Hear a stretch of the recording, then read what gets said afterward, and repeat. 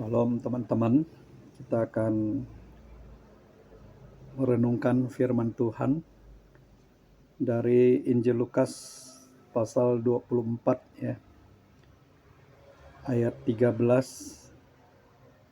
sampai ayat 35. Saya akan bacakan dari ayat 13 sampai dengan ayat yang ke-18 ya. Firman Tuhan berkata demikian. Pada hari itu juga 2 orang dari murid-murid Yesus pergi ke sebuah kampung bernama Emmaus yang terletak kira-kira 7 mil jauhnya dari Yerusalem. Dan mereka bercakap-cakap tentang segala sesuatu yang telah terjadi. Ketika mereka sedang bercakap-cakap dan bertukar pikiran, datanglah Yesus sendiri mendekati mereka, lalu berjalan bersama-sama dengan mereka. Tetapi ada sesuatu yang menghalangi mata mereka, sehingga mereka tidak dapat mengenal Dia. Yesus berkata kepada mereka, "Apakah yang kamu percakapkan sementara kamu berjalan?" Maka berhentilah mereka dengan muka muram. Seorang dari mereka namanya Kleopas menjawabnya, "Adakah engkau satu-satunya orang asing di Yerusalem yang tidak tahu apa yang terjadi di situ pada hari-hari belakangan ini?" Katanya kepada mereka, "Apakah itu?" Jawab mereka, "Apa yang terjadi dengan Yesus orang Nazaret? Dia adalah seorang nabi yang berkuasa dalam pekerjaan dan perkataan di hadapan Allah dan di depan seluruh bangsa kami." Demikian pembacaan firman Tuhan. Saudara-saudara yang dikasihi oleh Tuhan Yesus, kita lihat bahwa Yesus menampakkan dirinya kepada kedua orang murid yang sedang berjalan menuju ke kota Emmaus. Nah, di dalam perjalanan itu mereka bercakap-cakap tentang peristiwa yang terjadi pada Yesus. Lalu setelah mereka bercakap-cakap, tiba-tiba Yesus datang sendiri mendekati mereka dan berjalan bersama dengan mereka. Dalam bagian Alkitab ini dijelaskan bahwa Yesus terus berjalan bersama kedua murid itu menuju ke Emmaus.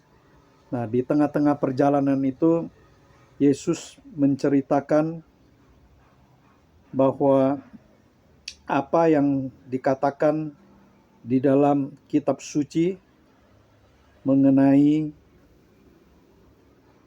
diri Yesus, bahwa Mesias harus menderita semuanya itu untuk masuk ke dalam kemuliaannya. Jadi Yesus membuka pikiran mereka akan kitab suci yang dicatat mulai dari kitab-kitab Musa dan kitab-kitab para nabi. Lalu setelah mereka mendekati kampung Emmaus yang dituju itu, lalu Yesus hendak meneruskan perjalanannya.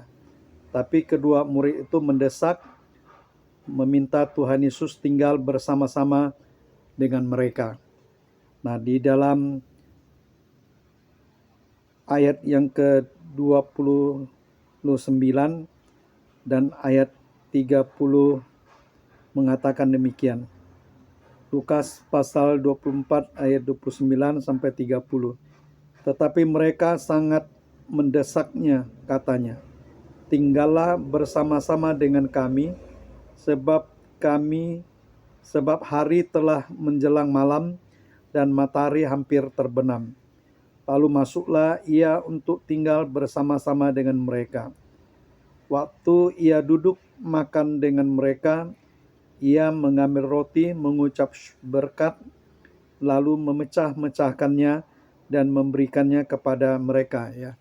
Jadi peristiwa ini mengingatkan murid-murid Lalu ayat 31 sampai 32 berkata demikian.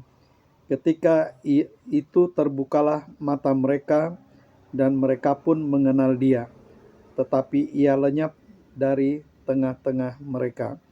Kata mereka seorang kepada yang lain, bukankah hati kita berkobar-kobar ketika Ia berbicara dengan kita di tengah jalan dan ketika Ia menerangkan kitab suci kepada kita.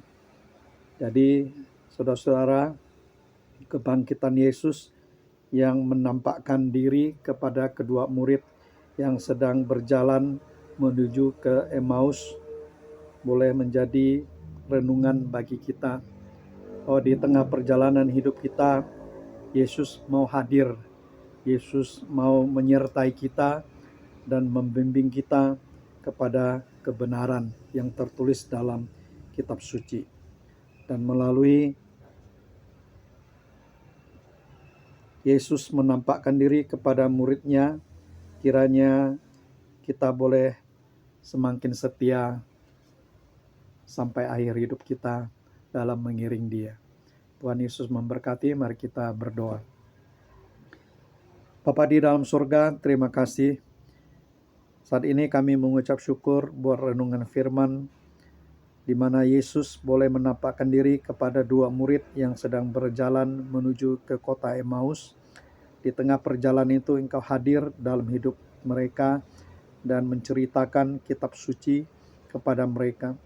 Demikian juga dalam perjalanan hidup kami di dalam dunia ini, kami boleh bertemu dengan Yesus yang boleh menjadi Tuhan dan Juru Selamat kami, yang rela mati bagi kami, yang telah bangkit bagi kami, bahkan boleh menyatakan diri bagi hidup kami yang sudah mengenal dan percaya kepadamu, agar kami boleh setia sampai akhir di dalam mengiring Tuhan. Terpuji namamu, di dalam nama Tuhan Yesus Kristus kami berdoa dan mengucap syukur. Amin.